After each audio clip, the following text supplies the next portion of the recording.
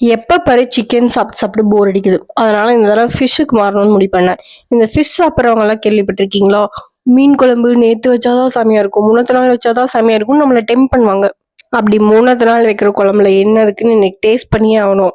அதனால எவ்வளோ லேட்டானு வரவில்ல, நைட்டோட நைட்டா குழம்பு வச்சு அடுத்த நாள் சாப்பிடணும்னு முடிவு பண்ணி கடைக்கு கிளம்பியாச்சு. கடைக்கு கிளம்பும் போதே 9:30 கடை இருக்குமா இல்லையான்னு தெரியலையான்னு தான் போனோம். ஆனா எங்க நேரம் கடை இருந்துச்சு. ஃபிஷ் வாங்குறதுக்கு முன்னாடி ஃபிஷ் ஃப்ரெஷ்ஷா இருக்கா இல்லையான்னு பாக்கறதுக்கு யூடியூப்ல 1008 டிப்ஸ் பார்த்துட்டு போவேன். ஆனா அங்க போனா எனக்கு எதுவுமே பார்த்து வாங்க தெரியாது. அதனால கடைக்காரங்களே டார்ச்சர் பண்ணுவேன். இது ஃப்ரெஷ்ஷா தான் இருக்கா, இது எவ்வளவு நாள் ஃப்ரெஷ்ஷா இருக்கும், இது எப்ப வந்தது, இது முள்ளு இருக்குமா இல்லையான்னு 1008 கேள்வி கேட்பேன். என் தொல்லை தாங்காம அவங்களும் இந்தாம்மா இதை வச்சுக்கோ, இது நல்லாதாம்மா இருக்கும்னு சொல்லி எனக்கு ஒண்ணு தருவாங்க. ஃபிஷ் ஃப்ரைக்கு தனியா குழம்புக்கு தனியான்னு வாங்கிட்டு வந்தாச்சு. ஸ்டார்ட் பண்ணும்போதே மணி 11:45. ஆனாலும் இதை நான் தீவிரமா பண்ணியே தீருவேன்னு குழம்பு வச்சு ஃப்ரைக்கு எல்லாம் மேரினேட் பண்ணி ஃப்ரீசர்ல வச்சுட்டேன். அவுட்புட் எப்படி வந்திருக்குன்னு நாளைக்கு வீடியோல பார்ப்போம். பாய்.